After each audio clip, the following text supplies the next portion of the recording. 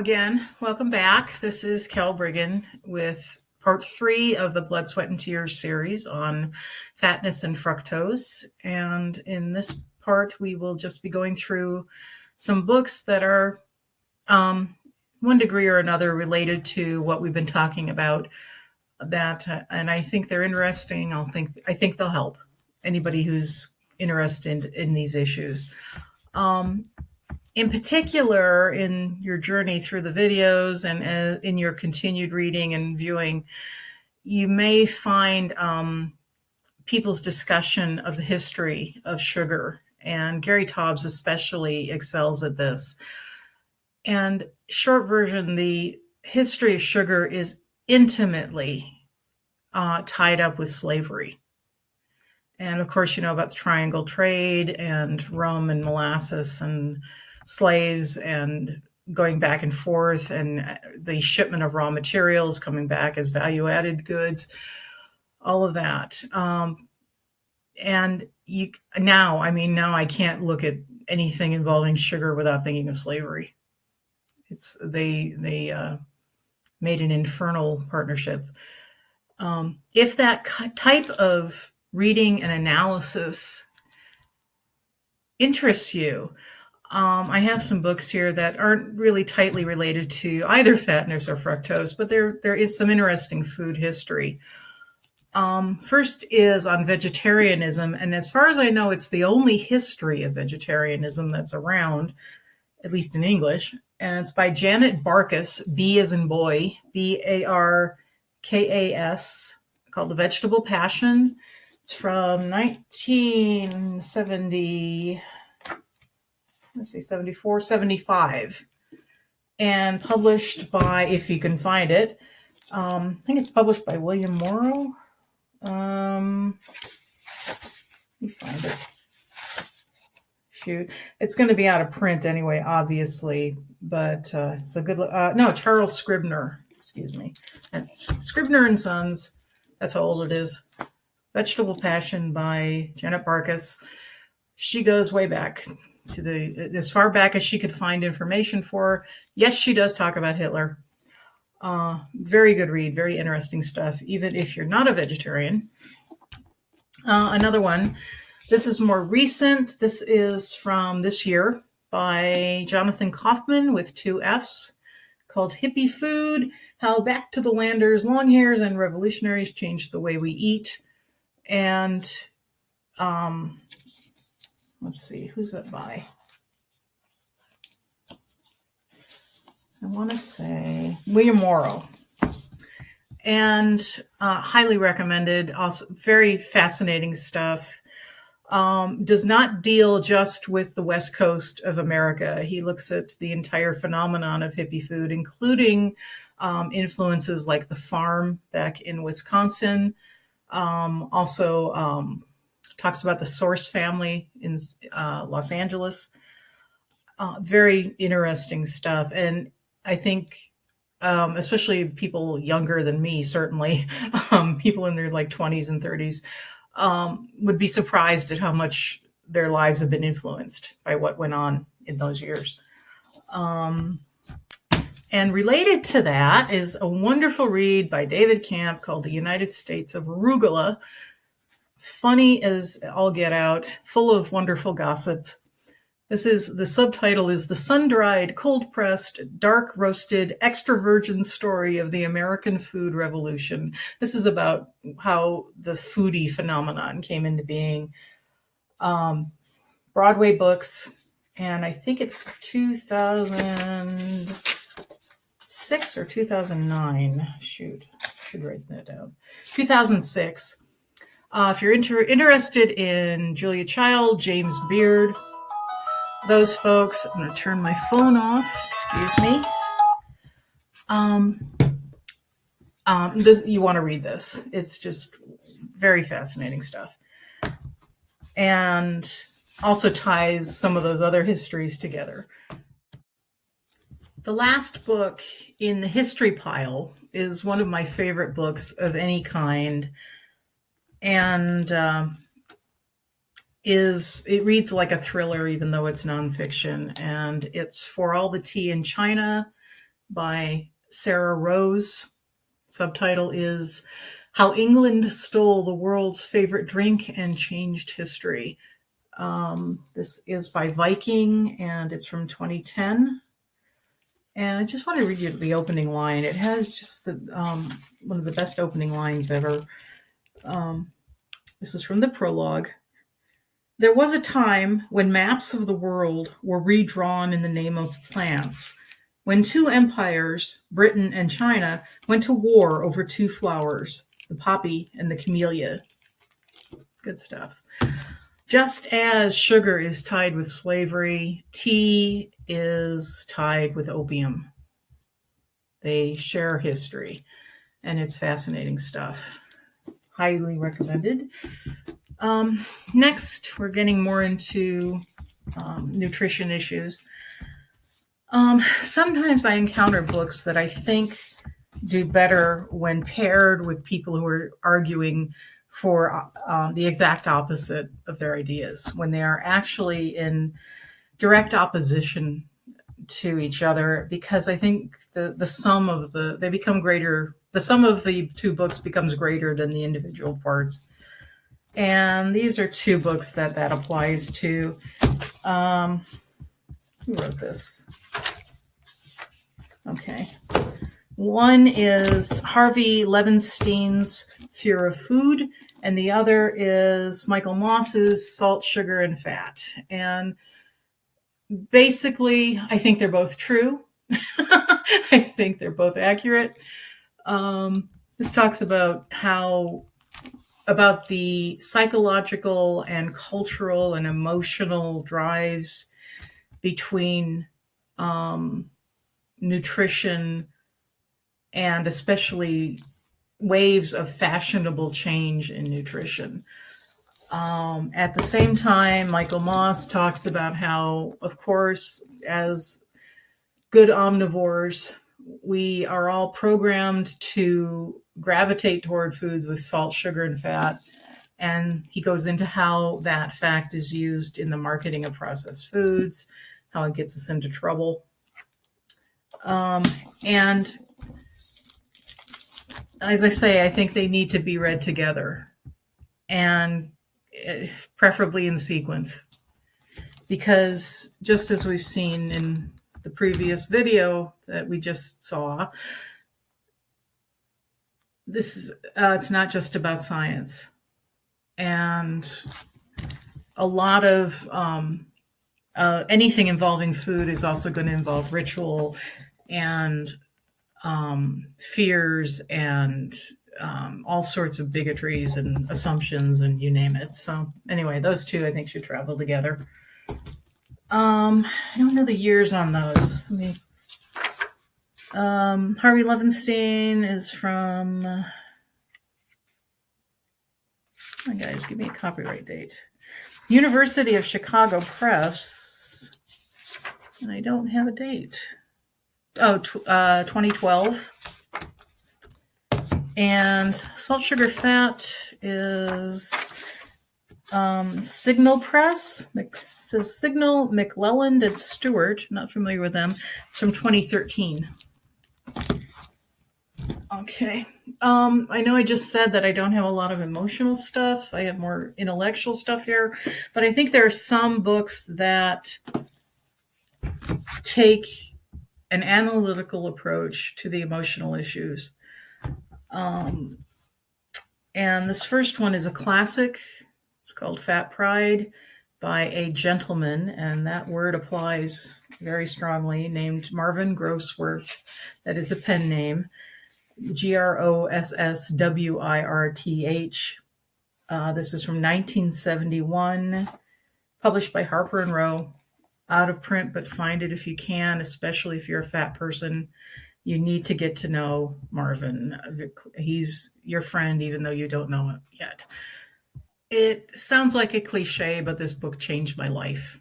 And it's full of what remains very good advice and just reasonable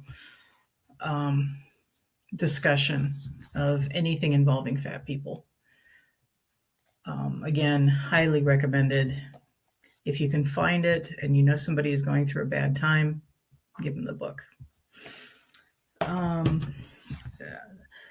This one is probably familiar to a lot of people. It was also one of the first looks at the reality of stigmatization against fat people, along with many, many other groups of people that he discusses here. And in fact, he has a wonderful line at one point. He says, the only person who's, not in this book is a tall, white, rich, athletic male. And anybody else, you're probably in here somewhere. With no visible disabilities. I left out that part. This is from 1963 from Prentice Hall. Goffman is an incredible sociologist. He's written on all forms of communication. If you've read Marsha McLuhan, for example, or Christopher Lasch, those folks, the culture of narcissism, that kind of thing, you want to get to know Erving Goffman, and I would start with this book. He codifies a lot of the rituals that we find ourselves going through. And if you've ever sat down and asked yourself, after having defended your life to some person who's making judgments about you and has no business doing so, and you wonder, why did I waste the last 2 hours? Why do I feel like I've been covered with mud now? Read the book. Just invaluable stuff. Similarly, this is from 2015 by Harriet Brown, Body of Truth. Her subtitle, How Science, History, and Culture Drive Our Obsession with Weight and What We Can Do About It. She is, the book's written kind of like a self-help book in that it has a lot of individual stories. Jane A was going through this difficulty and that sort of thing. But very reasonable stuff. You find people who've been through things that you've been through. And she also provides some pretty strong documentation about the power of intuitive eating. Now, knowing what I know, I think intuitive eating is harder when you're eating added sugar, especially higher amounts of it, but still true. I'll leave from the book flap here. It says, starting with the 4 biggest lies, Brown shows how research has been manipulated, how the medical profession is complicit in keeping us in the dark, how big pharma and big empty promises equal big, big dollars, etc. So it's a mixture of solid journalism on the issue plus some personal approaches. Harriet Brown, can't find the publisher. Lifelong Books, a member of the Perseus Book Group.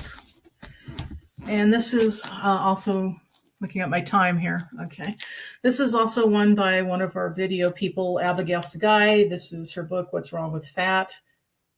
And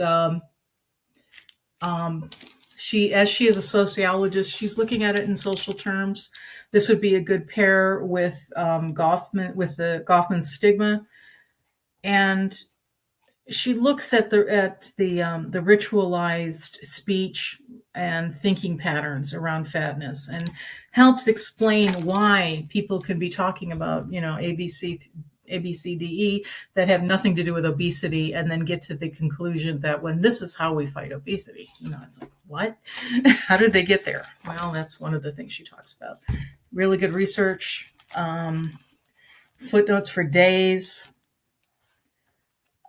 She's done some attitudinal research and good stuff. And Abigail Sagai's What's Wrong with Fat is from Oxford University Press from 2013. Next, I have 2 books that I would sort of categorize as exposés, perhaps. One is by Laura Fraser, who's a wonderful writer. She's written on all sorts of things.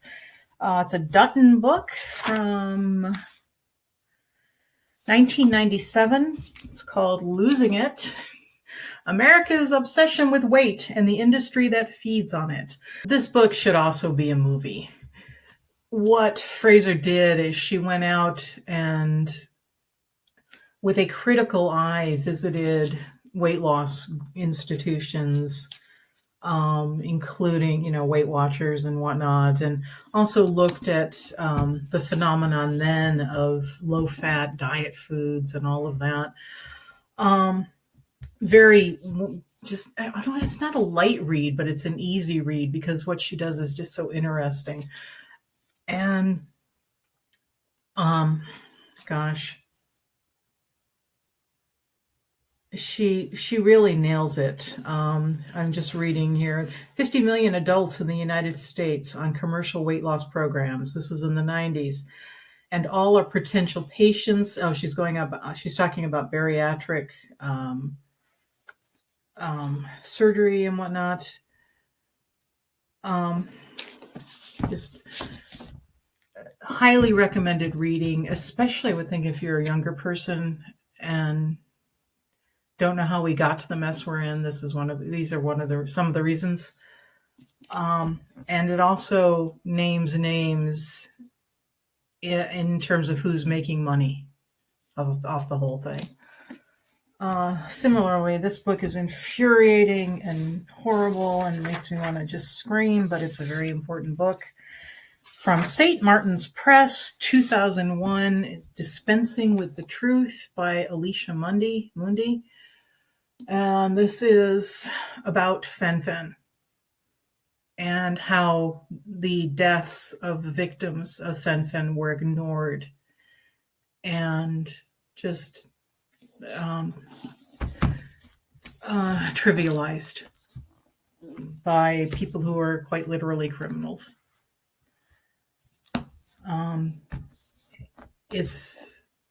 This story has been repeated dozens of times with other substances and procedures and whatnot, and including many that aren't related to fatness at all. I mean, look up Vioxx.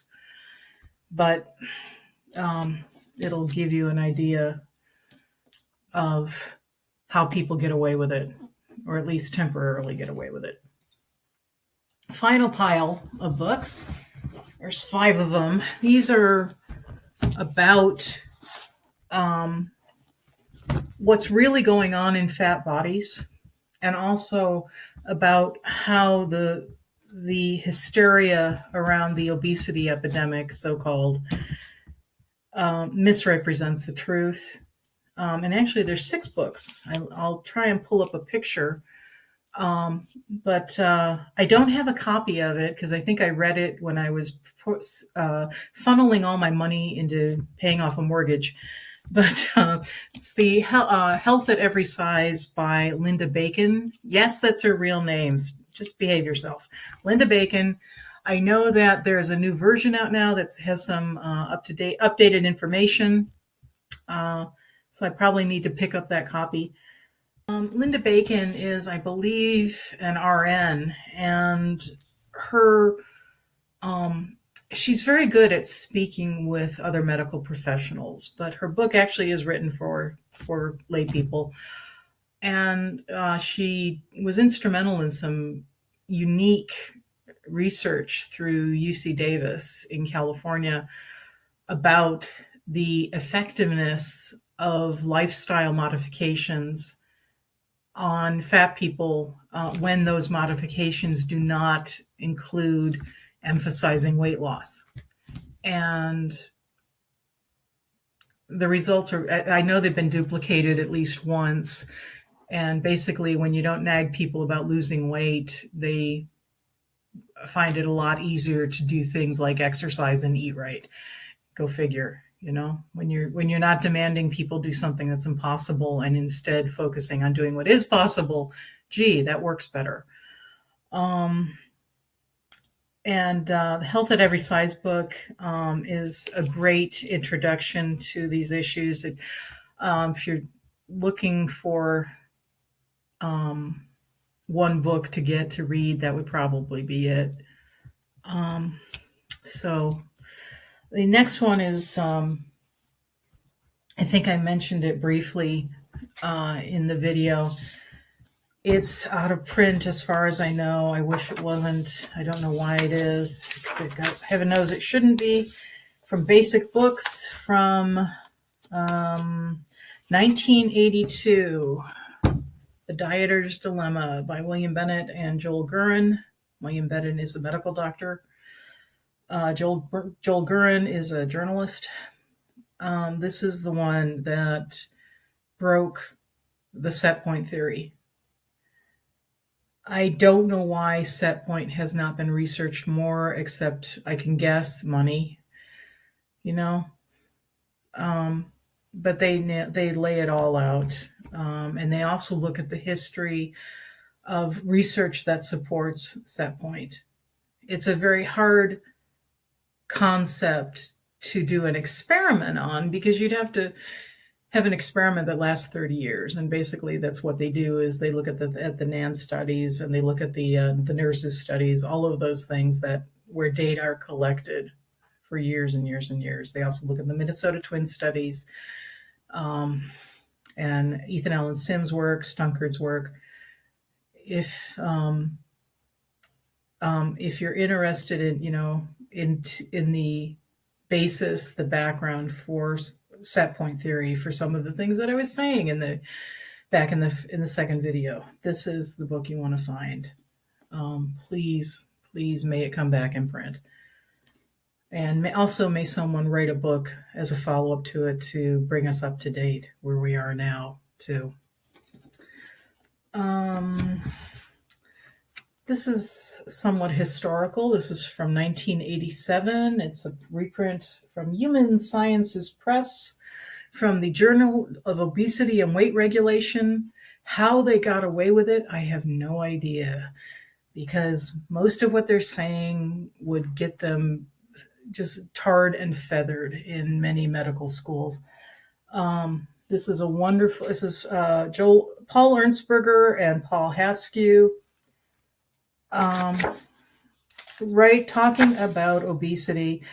Again, a good companion piece to the Dieter's Dilemma, talking about how the overweight cohort has the best health of the cohorts. Looking at how the health risks of obesity are overemphasized, whereas the health benefits of obesity are ignored. And then they compare it a little bit to looking at the same way looking at thinner people. Every weight cohort has its own advantages and disadvantages, and yet when you talk about fat people, they are vastly magnified compared with everybody else in the population. They look at body build.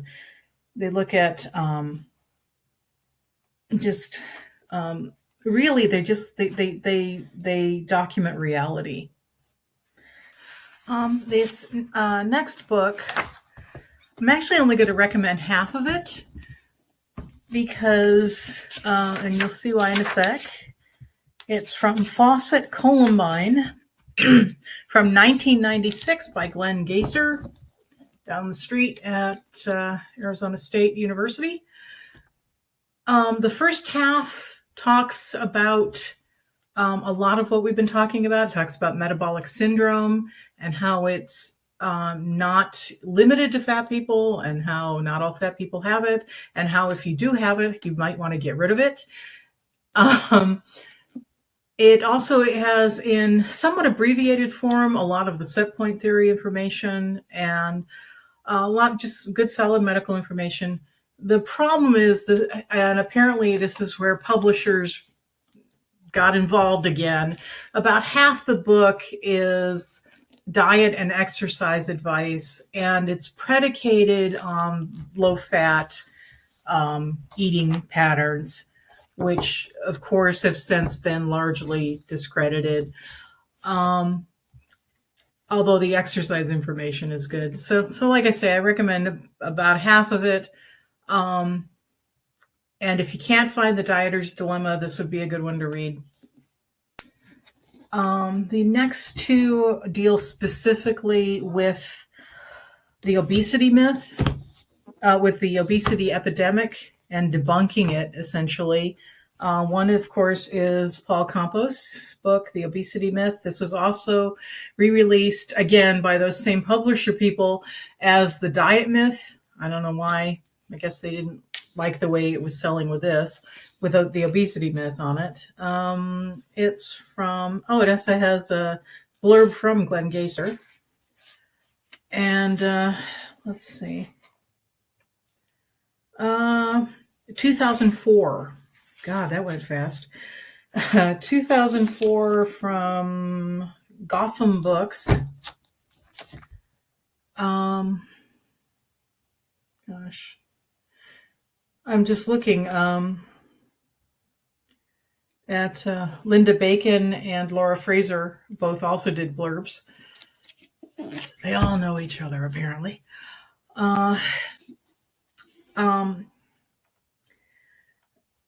This is one of the best reads of all the things that we've been discussing.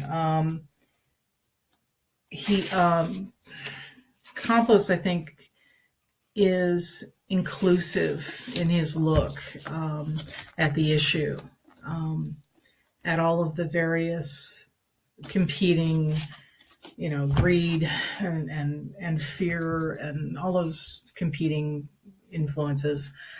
Good read. Another one is Jerry Eric Oliver's Fat Politics. God, I hate that cover. The subtitle is The Real Story Behind America's Obesity Epidemic. Ignore the cover, get the book. He also writes along the same lines as Campos, but actually I think he gives more specific data, specific references. Also a very good read. Oxford University Press, and from 2006. Give you some of his chapter titles here. What is Fat? How Obesity Became an Epidemic Disease. Why We Hate Fat People, Women, Fat, and the Sexual Market. Fat Genes and the Obesity Blame Game. Fat and Food and Weight Gain. Supersized Misperceptions, etc. And that's it for the books. If you've been with me for all three videos, thank you. I'm very glad that I did this. There are many other issues that we could do a similar unpacking of, but I think this one's important because I think that by making a simple dietary change, people can greatly improve their health. And I hope that it doesn't get lost in the in the just the torrent, in the ocean of fantasies and myths and assumptions. As I said earlier, we have the power to not cooperate with our own destruction, and that's true in regard to fatness and anything else in the world. Unless you have a stormtrooper standing next to you holding you at gunpoint, you have control over your life, and that's a very precious thing. So we're all actually quite lucky, and I think we need to fight to hold on to that freedom. I'd say just don't give up. I think things are already getting better because individual fat people are learning the truth about their own lives. They're acknowledging the truth about their own lives, and we can't go back. We can't go back to pretending that we're gluttons when we're not. We can't go back to pretending that we're weak, pretending that we're broken. It's once you've seen the truth about yourself, you just can't pretend that it never happened. So So use your strength and your good character and your ability and your self-worth and your value for whatever your dreams are. And I'm going to move on to other topics, and I will hopefully see some of you in future blog posts and videos and writing and whatever else I do. Thanks very much. Bye-bye.